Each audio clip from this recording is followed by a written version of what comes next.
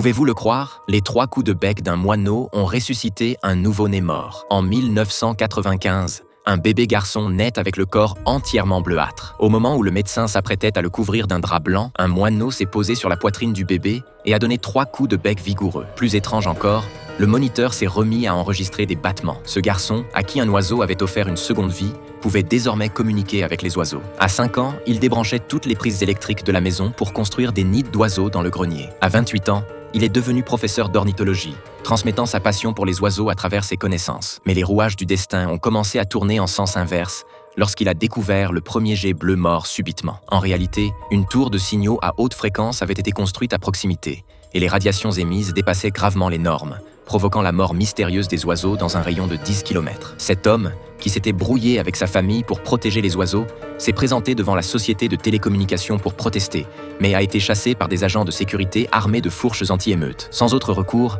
il a poursuivi l'entreprise en justice. Une scène surréaliste au tribunal l'a plongé dans le désespoir. Les données sur les radiations, qui avaient atteint des niveaux alarmants la veille, étaient miraculeusement revenues à la normale lors de l'audience. Lorsque le juge a frappé du marteau pour rejeter l'affaire, Jack était inconsolable. Il s'est rendu devant les 328 tombes de petits oiseaux pour leur faire ses derniers adieux, puis a choisi de mettre fin à ses jours au sommet de la tour de signaux. Soudain, les âmes de tous les oiseaux enterrés ont surgi du sol. Une multitude d'oiseaux ont commencé à tournoyer autour du corps de Jack. En un instant, la force des hommes et des oiseaux s'est condensée, transformant le corps de Jack en un gigantesque homme-oiseau. Au même moment, tous les téléphones portables de la ville ont commencé à s'affoler collectivement. Ils se sont rassemblés comme des spectres convoqués, formant un torrent argenté qui s'est dirigé vers la luxueuse demeure du président de la société de télécommunications. Entouré par d'innombrables téléphones, l'homme effrayé a ouvert grand la bouche. Aussitôt, les téléphones ont commencé à s'y engouffrer les uns après les autres. L'homme riche a été littéralement bourré de téléphones jusqu'à devenir une batterie humaine vivante. Quant à cette tour de signaux maléfique,